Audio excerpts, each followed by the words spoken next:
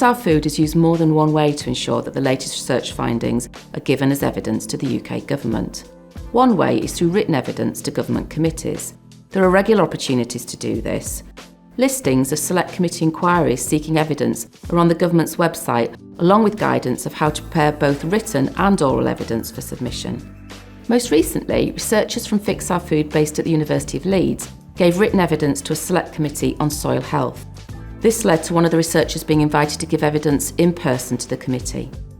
Sometimes we've found it's more appropriate to pull together multiple pieces of evidence across the different disciplines in the programme to create one collated evidence submission. Secondments into government departments is another way Fix Our Food has provided evidence. One of our research fellows, who's based at City University, undertook a 6-month part-time secondment to DEFRA's Office of the Chief Scientific Advisor during the development of the Land Use Framework for England. Whilst at DEFRA, the researcher co-authored ministerial policy briefings based on his work on the governance of environmental land use transitions. We have found that academic input to the work of government departments is highly valued and offers great experience for researchers. Historically, Bob Doherty, one of the Fix Our Food leads, was seconded as a policy fellow to DEFRA's Office of the Chief Scientific Advisor, part-time for a 3-year period. This allowed him to have significant input to the development of the National Food Strategy. It raised Bob's profile in the policy arena and also extended Bob's network, which has in turn benefited the work of the Fix Our Food programme. My first time getting involved in giving evidence was pretty unexpected. Every now and then, a select committee investigation attempts to scrutinise the business of government in some specific way. As part of this investigation, they'll typically put out a call for evidence to try to find out the people who they may wish to talk to as part of the scrutiny. Our submission worked because it was aimed at the specific audience that it was intended for. Busy civil servants tried to triage an overflowing tray of submissions for those that might warrant follow-up. In particular, I spent a lot of effort nuancing a short executive summary. Since then, I've become expert at writing this kind of document, but back then, I was just figuring things out by trying to put myself in the head of the person reading the document. I would strongly encourage others to do the same. Remember, you're writing for non-academics and very busy ones.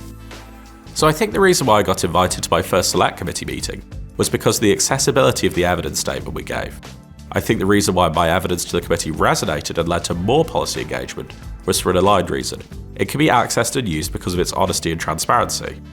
By and large, politicians need to not just be given evidence, but also need to be given meta-evidence, evidence about the quality of the evidence you're giving. This is crucial to their jobs, because if evidence turns out to be falsifiable or unclear in some manner, it can cost them huge amounts of political capital. So when I went to my first select committee meeting, and indeed in future meetings, I've always tried to be radically honest first, useful second, and impressive and distant third. If the evidence base for a statement I'm making is not ironclad, and in the behavioural sciences it rarely is, I try very hard to point this out to politicians and describe the specific ways in which evidence cannot, as well as can, be used in language which is clear to them. This requires a lot of rehearsal on my behalf, and a lot of talking to other non-academic audiences in order to build up a set of phrases and similes which effectively communicate evidence limitations without making the evidence base appear useless. It is never useless. Ultimately, honesty, transparency, and accessibility seem to have been the most useful tools for building my reputation in this domain. I manage a large programme which focuses on assuring the safety of robotics, autonomous systems, and artificial intelligence. That means we develop methods for demonstrating whether these are safe. We invited policymakers and regulators to learn about these systems and their safety to help them make good decisions about their use. We're really keen to share best practice to make sure that technologies like these, which are safe, can be developed and adopted without delay, whilst those that can't be proved to be safe are rejected. We ran a small series of workshops to engage with policymakers to make sure that our work is relevant and accessible. We asked a small number of policymakers and safety regulators to describe a current or future scenario they're worried about in their own sphere and to explain it in a group. That really helped everyone to explore the topic at the right level. It also sparked off lots of discussions from people working across different sectors who have common concerns.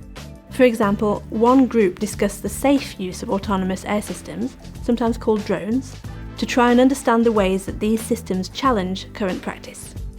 The discussion was very relevant to participants from different policy areas, not only the air sector and not only transport. Many of the participants didn't know they had common concerns, and they found real value in connecting to each other too.